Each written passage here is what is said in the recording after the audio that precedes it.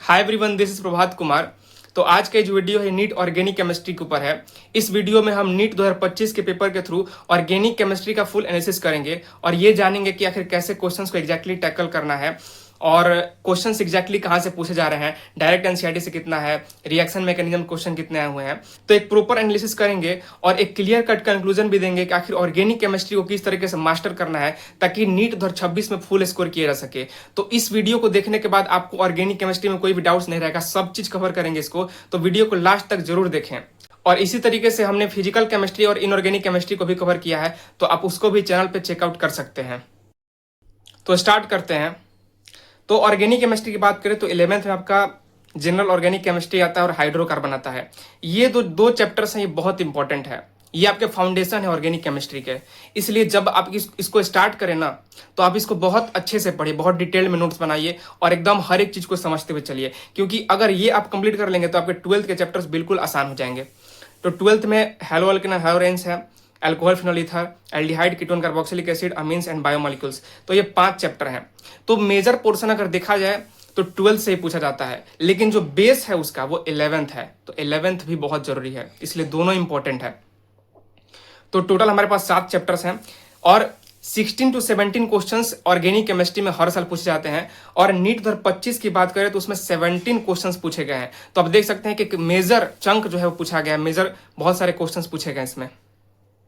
तो अब one by one करके क्वेश्चंस को देखते हैं एंड डिस्कस करते हैं। अब ये जो क्वेश्चन है इसमें आपको सूटेबल रिजेंट बताना है, डायरेक्ट रिएक्शन है। इसमें एस्टर से आपको एल्डिहाइड बन रहा है। तो एस्टर से एल्डिहाइड में आपको कौन सा रिएजेंट यूज होता है? तो डिबाल एच यूज होता है, डाईएसो ब्यूटाइल एल्युमिनियम हाइड्राइड। तो देखिए यहाँ पर एनसीईआरटी में दिया हुआ है कि एस्टर्स जो है वो रिड्यूस किए जाते हैं एल्डिहाइड्स में डिबाल एच के द्वारा। और डिबाइल एच जो है ना, इसका 2 काम होता है। ये नाइट्राइल्स को भी रिड्यूस कर देता है एल्डिहाइड में और ये एस्टर्स को भी रिड्यूस कर देता है एल्डिहाइड्स में। तो ये रिएक्शन पूछा गया है। अब ये जो रिएक्शन है पूछ रहा है कि इसमें लेसाजनेस टेस्ट जो है वो कौन नहीं देता है। तो ये जो है वो क्वालिटेटिव एंड क्वांटिटेटिव एस्टिमेशन जो है चैप्टर आपके एनसीईआरटी में दिया हुआ है, जो प्रैक्टिकल ऑर्गेनिक केमिस्ट्री उसमें आता है। तो हमें पता है कि PSNX यानी कि phosphorus, sulphur, nitrogen and halogens ये देते हैं। तो आप अगर ऑप्शंस को चेक करेंगे तो सल्फर है, हेलोजेंस है और नाइट्रोजन भी दिया हुआ है। लेकिन ये जो है ये रिएक्शन नहीं है, तो ये गलत हो जाएगा, यानी कि ये लेसाजनेस टेस्ट नहीं देगा। अब यहाँ पर डिक्रीजिंग एसिडिटी पूछा गया, काफी बेसिक क्वेश्चन है। एसिडिटी हमें पता है, एसिडिटी जो है वो प्रोपोर्शनल होता है इलेक्ट्रॉन विड्रॉइंग ग्रुप के और इनवर्सली प्रोपोर्शनल होता है इलेक्ट्रॉन डोनेटिंग ग्रुप के। यानी कि अगर इलेक्ट्रॉन विड्रॉइंग ग्रुप्स है, यानी कि -I और -M इफेक्ट अगर है, यानी कि उसका एसिडिटी बढ़ जाता है। और यहाँ पर आपको ये जो बात है यहाँ पर बताया गया, एनसीईआरटी में भी दिया हुआ है। और ये जो है इंक्रीजिंग एसिडिटी का ऑर्डर भी दिखाया गया है, लेकिन ये बहुत ही बेसिक क्वेश्चन है। इसमें CH3 ग्रुप ऐड करते गया है, तो राइट ऑप्शन ये हो जाएगा। क्यों? क्योंकि जैसे जैसे CH3 ग्रुप ऐड करते जाएंगे, CH3 ग्रुप क्या होता है? इलेक्ट्रॉन डोनेटिंग ग्रुप होता है। तो जैसे जैसे इसकी संख्या बढ़ती जाएगी, एसिडिटी कम होती जाएगी। तो आपका सेकंड जो ऑप्शन है वो राइट ऑप्शन हो जाएगा। अब जो नेक्स्ट क्वेश्चन है बायोमोलिक्यूल चैप्टर से पूछा गया है। इसमें आपको विटामिन और उसके डिफिशियंसी डिजीज को मैच कराना है। तो ये इजी क्वेश्चन है, आपको इसमें विटामिन और डिफिशियंसी डिजीज को मैच कराना है। तो एनसीईआरटी की जो टेबल है इसमें दिया हुआ है, तो आप आसानी से इस क्वेश्चन को कर सकते थे, कोई भी इसमें बड़ा बात नहीं है। अब यहाँ पर देखो, ये बहुत अच्छा क्वेश्चन दिया हुआ है। इसमें एनसीईआरटी के 4 लाइन से एक क्वेश्चन फ्रेम कर दिया है। पूछ रहा है कि सुगर एक्स कौन सा है? ये भी बायोमोलिक्यूल चैप्टर से है। ये पूछ रहा है कि हनी में पाया जाता है, कीटोज शुगर है, अल्फा एंड बीटा फॉर्म्स है, लिवोरेटेट्री है। तो आप जब फ्रक्टोज पढ़ेंगे ना, तो उसमें ये सब लाइन लिखा हुआ है कि फ्रक्टोज एक कीटो हेक्सोज है, हनी में पाया जाता है और ये लिवोरेटेट्री है और अल्फा एंड बीटा फॉर्म में एग्जिस्ट करता है। तो इसका डी फ्रक्टोज जो है आंसर हो जाएगा। तो आप देख रहे हैं कि एनसीईआरटी का जो लाइन है उससे एक क्वेश्चन फ्रेम कर दिया जा रहा है, अलग अलग जगह पे दिया गया, लेकिन इससे एक क्वेश्चन बन जा रहा है। तो इसलिए एनसीईआरटी का लाइन पढ़ना ना बहुत इंपॉर्टेंट है। अब यहाँ पूछ रहा है कि सिस ट्रांस आइसोमर इनमें से कौन एग्जिबिट करेगा, यानी कि जीआई कौन एग्जिबिट करेगा। तो जीआई देखने का सिंपल तरीका है कि carbon carbon carbon double bond के अराउंड हम देखते हैं कि जो सेम ग्रुप्स अगर है, सेम ग्रुप्स अगर लग जाए, मान लीजिए इस कार्बन आप देख सकते हैं कि इस पे मिथाइल, इस पे मिथाइल है, तो एक ही कार्बन पे अगर सेम ग्रुप्स है तो वो जीआई एग्जिबिट नहीं करता है। ये फर्स्ट वाला हमने चेक कर लिया। सेकेंड वाला, एक कार्बन पे 2 मिथाइल लगे हुए हैं, 1,1 डाइमिथाइल साइक्लोप्रोपेन, ये भी एग्जिबिट नहीं करेगा। 1,2 डाइमिथाइल साइक्लोहेक्सेन एग्जिबिट करेगा। क्यों? क्योंकि ये रेस्ट्रिक्टेड साइट है, इसके अराउंड जो है रोटेशन नहीं हो पाएगा, यानी कि जीआई एग्जिबिट करेगा। और अगर पेंट वन इन की बात करें तो पेंट वन इन में सेम है, हाइड्रोजन 2 सेम ग्रुप लग गया तो ये भी एग्जिबिट नहीं करेगा, यानी कि राइट ऑप्शन थर्ड वाला हो जाएगा। अब यहाँ पूछा है कि इनमें से कौन सा रिएक्शन जो है बेंजीन एज अ प्रोडक्ट नहीं देगा। तो ये जो रिएक्शंस हैं ये सभी आपके एनसीईआरटी में दिए हुए हैं, और ये जो रिएक्शन है ना इसमें बेंजीन नहीं मिलता है, क्योंकि जब बेंजीन डाइजोनियम सॉल्ट को हम लोग वार्म वाटर के साथ हीट करते हैं तो हमें क्या मिलता है, फिनॉल मिलता है। तो ये जो है वो रिएक्शन नहीं देगा। बाकी सारे आपके ये सोडा लाइम डिकार्बोक्सिलेशन, रेड होटाइनेट तुमको सब देता है, और ये एन हेक्सेन वाला जो है तुमको एरोमेटाइजेशन है, तो ये सभी देंगे बेंजीन एज ए प्रोडक्ट। अब देखो एसिडिटी का पूछा था ऑर्डर, बेसिसिटी का पूछ दिया, तो ये बहुत बेसिक है, आपको ये क्वेश्चंस मिलेंगे ही, पीवाईक्यूज में भी बहुत ये रिपीटेड पूछे गए हैं। तो इसका सिंपल कॉन्सेप्ट है, जब आप अमीन चैप्टर पढ़ेंगे तो आप अच्छे से ही समझ पाएंगे कि जो एलिफैटिक अमीन्स होते हैं ना उनकी बेसिसिटी ज्यादा होती है एरोमेटिक से, क्योंकि एरोमेटिक में क्या होता है कि डीलोकलाइज्ड रहते हैं लोन पेयर्स, तो वो प्रोटोनेशन के लिए अवेलेबल नहीं रहते हैं, इसीलिए कम हो जाता है। जबकि एलिफैटिक में टेंडेंसी जो प्रोटोनेशन की ज़्यादा रहती है, और बेसिक स्ट्रेंथ जो है प्रोपोर्शनल होता है +I और +M की, यानी कि अगर इलेक्ट्रॉन डोनेटिंग ग्रुप्स बढ़ते जाएंगे तो बेसिसिटी भी बढ़ते जाएगी। और ये एनसीईआरटी का जो टेबल है इसमें भी पीकेबी का ऑर्डर दिया है, पीकेबी का इन्वर्सली होता है केबी, और केबी यानी कि बेसिसिटी का ऑर्डर है। तो आप अगर ये अच्छे से समझ पाएंगे तो इस क्वेश्चन को बहुत आसानी से सॉल्व कर पाएंगे। तो ये काफ़ी इजी क्वेश्चन था। अब जो नेक्स्ट क्वेश्चन है इसमें पूछा है bond dissociation energy of the CH bond.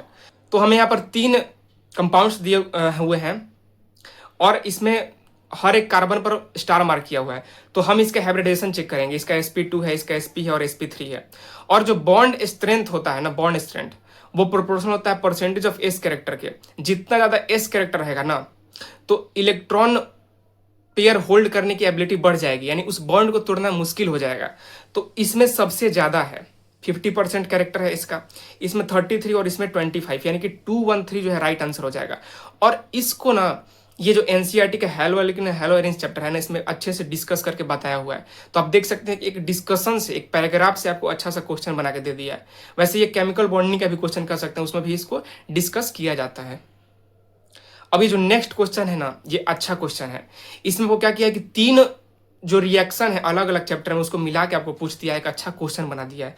इसमें सबसे पहले आपको HBr बेंजाइल पेरोक्साइड से रिएक्शन करा है, तो इसमें एंटी मार्कोनिक लगता है, तो आप इस रिएक्शन को यहाँ पर देख सकते हैं। फिर KCN लगा दिया, तो KCN में CN जो है न्यूक्लियोफाइल पार्ट होता है वो जाके अटैक करता है, तो ये SN2 रिएक्शन है। ठीक, इसके बाद ये जो रिएजेंट जब यूज करते हैं तो इसमें क्या होता है कि रिडक्शन हो जाता है, इसको मेंडियस रिडक्शन बोलते हैं। तो यहाँ पर स्टेप बाय स्टेप देख सकते हैं कि Br यहाँ पर अटैक करेगा, फिर Br को जो है न्यूक्लियोफाइल रिप्लेस कर देगा सेकंड स्टेप में, और लास्ट में जब रिडक्शन होगा तो ये जो है वो प्रोडक्ट फॉर्म होगा। तो आंसर आपका जो है 4th हो जाएगा। नेक्स्ट क्वेश्चन जो है एसर्शन रीजन है। इसमें बोल रहा है कि ये जो कंपाउंड है तो ये क्या है, ब्यूटाइल आयोडाइड है। Butyl iodide undergoes SN2 reaction faster than butyl chloride. Yes, क्यों? क्योंकि आयोडीन जो है बेटर लिविंग ग्रुप है, क्योंकि इसका लार्ज साइज है। तो एसर्शन रीजन दोनों करेक्ट है, और ये एक्सप्लेन भी कर रहा है, और ये कहीं और से नहीं बल्कि एनसीईआरटी के एग्जाम्पल से पूछा गया है। यहाँ पर देखिए ये जो दोनों कंपाउंड सबको बना के दिया हुआ है, और आपसे पूछा भी है, इसका सॉल्यूशन दिया गया है, इनमें से कौन SN2 रिएक्शन फास्टर करेगा, और एक्सप्लेन किया हुआ है कि यहाँ पर आयोडीन जो बेटर लिविंग ग्रुप है because of its large size, और एग्जैक्ट यही लाइन आपका एसर्शन रीजन बन गया है। तो क्वेश्चन एकदम नया नहीं है, एनसीईआरटी में डिस्कस किया गया, बस उसी को एसर्शन रीजन में फॉर्म कर दिया है। नेक्स्ट क्वेश्चन पूछा है कि इनमें से कौन सा जो कंपाउंड्स है वो ब्रोमीन वाटर को डीकलराइज नहीं करेगा। तो ये काफी एक मतलब अनसेचुरेशन टेस्ट होता है, इसको पढ़ाया जाता है। ये अल्किन्स और अल्काइंस देते हैं, डबल बॉन्ड बेसिकली एनसीईआरटी में डिस्कस किया हुआ है। तो आप देख सकते हैं कि इसमें डबल बॉन्ड है, क्योंकि ये फिनॉल है, फिनॉल में बेंजीन पार्ट है, बेंजीन पार्ट में डबल बॉन्ड है, इसमें भी है, इसमें भी है। लेकिन क्या ये देगा? नहीं, ये नहीं देगा। यहाँ पर बताया हुआ है कि जब डबल बॉन्ड रहता है और Br2 के साथ रिएक्शन कराते हैं ना तो ये जो है कलरलेस बन जाता है। Br2 का जो कलर है ना वो खत्म हो जाता है, रेडिश ब्राउन से कलरलेस हो जाता है। यानी कि ये सभी देंगे, बल्कि ये नहीं दे पाएगा, ये डीकलराइज नहीं कर पाएगा, क्योंकि इसके पास कोई भी डबल बॉन्ड्स नहीं है। अब ये जो क्वेश्चन है ना इसमें आपको डिस्टिलेशन का सारा जो मेथड्स है ये एनसीईआरटी में पूरा डिस्कस किया हुआ है, एग्जाम्पल भी दिया हुआ है। मतलब इसमें पूछा है कि आपको जो मिक्सचर्स हैं उसके लिए सेपरेशन टेक्निक कौन सा यूज होगा। तो ये देखिए एनसीईआरटी के ये जो टॉपिक्स हैं इन सभी में इसका एग्जाम्पल्स दिया हुआ है। और नीट 2023 मणिपुर में सेम क्वेश्चन भी आया हुआ है इसी पर बेस्ड। तो पीवाईक्यू का भी क्वेश्चन है और ये एनसीईआरटी में भी डिस्कस किया हुआ है। तो काफ़ी इजी क्वेश्चन है, आसानी से इसको मैच कर पाएंगे। एनसीईआरटी पढ़िए, इसको सॉल्व कीजिए। अब ये स्टेटमेंट वाला क्वेश्चन आ गया, बेंजीन डायोजेनियम सॉल्ट जो है प्रिपेयर किया था by the reaction of aniline at इतना and it decomposes easily in the dry state. Exact यही लाइन यहाँ पर लिखा हुआ है। नीट 2022 में भी ये स्टेटमेंट रिपीट हुआ था, आया था। Insertion of iodine into the benzene ring is difficult. इसीलिए हम लोग जो बेंजीन डायोजेनियम सॉल्ट का रिएक्शन है वो KI के साथ करते हैं। हाँ, यहाँ पर बताया हुआ है बेंजीन डायोजेनियम सॉल्ट का रिएक्शन KI के साथ कर रहा है। और यहाँ पर लिखा भी है कि iodine is not easily introduced, hence हम लोग डायोजेनियम सॉल्ट को के साथ जो रिएक्शन है वो पोटेशियम आयोडाइड के साथ करते हैं। तो यही लाइन यहाँ पर दे दिया है। तो आप देख रहे हैं कि कितने सारे क्वेश्चन जो है वो एनसीईआरटी के डायरेक्ट लाइन से फ्रेम किए गए हैं। अब ये जो क्वेश्चन है इसमें ग्रिग्नार्ड रिएजेंट का रिएक्शन कराना है। तो ग्रिग्नार्ड रिएजेंट ये डिस्कस किया गया है आपका, जैसे कि साइनाइड अगर रहता है ना तो साइनाइड को ये कन्वर्ट करता है कीटोन में, और कीटोन जो रहता है उसको कन्वर्ट करता है ये अल्कोहल में। ग्रिग्नार्ड रिएजेंट का जब रिएक्शन करा के उसका हाइड्रोलिसिस कराते हैं तो एक जगह आपको CN पे अटैक कराना है और एक बार आपको कीटोन पे अटैक कराना है। तो जो प्रोडक्ट फॉर्म होगा ना ये हो जाएगा। और ये एनसीईआरटी में भी डिस्कस किया हुआ है, इसका रिएक्शन मैकेनिज्म बताया हुआ है। तो काइंड ऑफ ये रिएक्शन मैकेनिज्म क्वेश्चन हो गया। तो आपका अगर ये कॉन्सेप्ट क्लियर है तो बिल्कुल इस क्वेश्चन को सही कर पाएंगे। अब यहाँ पूछा है कि मोनोक्लोरिनेशन से कितने प्रोडक्ट्स बनेंगे, इसमें दोनों पूछ दिया है, इंक्लूडिंग स्टीरियो आइसोमर्स पूछ दिया, यानी कि आपको स्ट्रक्चरल और स्टीरियो दोनों देखना पड़ेगा। ये क्वेश्चन आपके halo alkane and halo arene के एग्जाम्पल में दिया हुआ है। यहाँ पर सेम कंपाउंड है और पूछा है कि आपका स्ट्रक्चरल आइसोमर कितना बनेगा। तो स्ट्रक्चरल आइसोमर 4 बना के दिखा दिया है। अब इसमें पूछ दिया, नया क्वेश्चन फ्रेम कर दिया, थोड़ा सा बस चेंज करके स्टीरियो आइसोमर पूछ दिया। तो स्टीरियो आइसोमर के लिए आप चेक कर लीजिए ना, यहाँ पर 2 जो कार्बन है वो कायरल सेंटर है, दोनों कार्बन जो है वो कायरल सेंटर है, यानी कि 2 और एडिशनल जुड़ जाएंगे, यानी कि आपका जो आंसर हो जाएगा वो 6 हो जाएगा, यानी कि टोटल 6 यहाँ पर आइसोमर्स बनेंगे। तो आइसोमेरिज्म का काफी अच्छा क्वेश्चन हो गया ये। नेक्स्ट क्वेश्चन भी आइसोमेरिज्म से पूछा है। इसमें भी पूछा आपको number of total possible isomers, both structural as well as stereo isomers, C4H8O। ये क्वेश्चन आपके कहीं एनसीईआरटी में नहीं दिया है, लेकिन आइसोमेरिज्म का जो कॉन्सेप्ट है उसके अनुसार इसको बना के देखना पड़ेगा आपको। तो इसमें आपके टोटल 10 बनते हैं। ये जो कंपाउंड्स आप बना कर देखेंगे तो इसमें 10 आपके कंपाउंड्स बनेंगे जो कि आइसोमर्स कहलाएंगे। और ये जो क्वेश्चन है जे एडवांस 2019 में पूछा गया है। तो इस बार इन्होंने क्वेश्चन ही पूछ दिया था, एडवांस का क्वेश्चन उठा के पूछ दिया। तो ये डिफिकल्ट क्वेश्चन तो है, काफी अच्छा क्वेश्चन है, एक क्वेश्चन आउट ऑफ एनसीईआरटी कह सकते हैं। लेकिन आपने देखा कि जो क्वेश्चन थे वो सारे के सारे लगभग एनसीईआरटी से ही थे। तो अब हम इसका कंक्लूजन देखते हैं। तो अगर कंक्लूजन की बात करें तो almost all the questions were from the NCERT.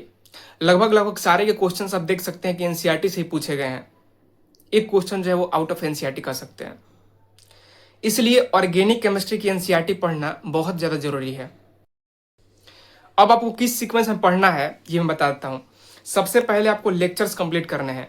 Lectures को अच्छे से देखिए, जो भी रिएक्शन मैकेनिज्म समझाया जा रहा है उसको अच्छे से समझिए, बेसिक कॉन्सेप्ट्स को एकदम क्लियर रखिए। उसके बाद आप एनसीईआरटी को जितनी बार पढ़ सके उतनी बार पढ़िए। लेक्चर्स के बाद आपको क्लास नोट्स का रिवीजन करना है, क्योंकि जितनी बार आप रिवाइज करेंगे ना ऑर्गेनिक केमिस्ट्री को उतना देर तक आपको जो कंसेप्ट है और जो रिएक्शंस है वो दिमाग में याद रहेगा। तो ऑर्गेनिक केमिस्ट्री में रिवीजन बहुत ज़्यादा जरूरी है। इसके बाद एनसीईआरटी की रीडिंग करना है, क्वेश्चंस को सॉल्व करना है। फिर आपको पीवाईक्यू करने हैं, क्योंकि पीवाईक्यू से भी कॉन्सेप्ट बहुत रिपीट होते हैं। और मॉड्यूल ऑर्गेनिक केमिस्ट्री में उतना इंपॉर्टेंट नहीं है, आप एक बार भी अगर मॉड्यूल कर लेंगे तो वो सफिशियंट है, कोई दिक्कत नहीं।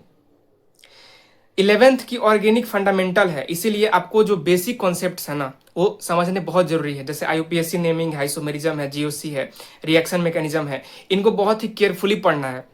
और इनका नोट्स और रिवीजन बहुत ज़्यादा जरूरी है, फ्रीक्वेंट आपको रिवीजन करना है। 12th के तो आप एनसीईआरटी पढ़ के भी काम चला लेंगे, वो हो जाएगा, लेकिन 11th का जो है ना उसको आपको बहुत डिटेल में पढ़ना पड़ेगा। 12th की ऑर्गेनिक मोस्टली इजी है, इसमें नेम रिएक्शन से फिजिकल एंड केमिकल प्रॉपर्टीज हैं, इससे भी क्वेश्चंस आते हैं, एंड मैकेनिज्म्स पढ़ने हैं आपको। तो 12th की जो एनसीईआरटी है ना ये मस्ट रीड है, इसको आपको तो पढ़ना ही पढ़ना है। इससे क्वेश्चंस आप देखें कि कितने सारे पूछे गए हैं, तो मल्टीपल टाइम्स पढ़ना है, एक बार पढ़ने से काम नहीं चलेगा। मैंने लगभग 12th की एनसीईआरटी 10 बार पढ़ी थी कम से कम। बायोमोलिकुल चैप्टर आपने देखा कि एग्जैक्ट लाइन से पूछ रहा है, तो ये स्ट्रिक्टली फ्रॉम एनसीईआरटी, इसमें आपको कोई नोट्स बनाने की जरूरत नहीं है। आप एनसीईआरटी अगर बायोमोलिक्यूल से पढ़ लेते हैं ना 5-6 बार, आपका काम हो जाएगा। 2 क्वेश्चन आते हैं, दोनों क्वेश्चन सही करके ले जाएंगे। अब एनसीईआरटी का कोई एग्जांपल्स भी करना है, इनटेक्स्ट क्वेश्चंस भी करना है, एक्सरसाइज भी करना है, क्योंकि क्वेश्चंस इन तीनों पोर्शन से पूछे गए हैं। आप प्रीवियस ईयर में भी इसको देख सकते हैं। आपको ये सीक्वेंस वाइज करना है, क्योंकि हर साल क्वेश्चंस ना इन सेक्शन से पूछे ही जाते हैं। और पीवाईक्यू को जितनी बार हो सके ना उतनी बार करिए, क्योंकि ऑर्गेनिक केमिस्ट्री में भी ना कॉन्सेप्ट्स आपके रिपीट होते हैं। सेम कॉन्सेप्ट पे क्वेश्चंस आते हैं, प्रीवियस ईयर के क्वेश्चंस उठा के पूछ देते हैं वो लोग। ऑर्गेनिक में रिवीजन बहुत जरूरी है, जैसे कि मैंने बताया, क्योंकि इसमें बहुत आपको मैकेनिज्म है, रिएक्शंस हैं, तो याद करना पड़ेगा, समझना पड़ेगा। और लिख लिख के अगर आप करेंगे ना तो ये बहुत अच्छा हो जाएगा आपके लिए। मैं 12th के जो नेम रिएक्शंस थे, जो रिएक्शन मैकेनिज्म है, उनको मैं लिख लिख के याद करता था, ताकि मुझे लंबे समय तक वो याद रहे। और याद हुआ भी, काम किया भी है। और फिर उसको मैं बार बार रिवीजन करता था, तो ये काफ़ी लॉन्ग टाइम तक मेमोरी मेरा फिट हो जाता था, जिससे क्वेश्चन सही होने की प्रोबेबिलिटी बढ़ जाती है। ऑलवेज रिकॉल द रिएक्शंस, आप रिएक्शंस को रिकॉल करते रहिए। एक्टिव रिकॉल मेथड इस्तेमाल कीजिए, मैकेनिज्म को समझिए। प्रोडक्ट सीक्वेंस वाले जो क्वेश्चंस होते हैं ना, वो आप बनाइए। ए से बी, बी से सी, सी से डी, ये बेस्ट रिवीजन टेक्निक है। इसमें आपका पूरा का पूरा जो है ना, जितने रिएक्शन है ये सब कवर हो जाते हैं। आपके टीचर ये क्लास में करवाते भी है। एनसीईआरटी में ऐसे क्वेश्चन बहुत सारे दिए हुए हैं, आप उसको बनाइए, आपका अच्छा से रिवीजन हो पाएगा। So that's it.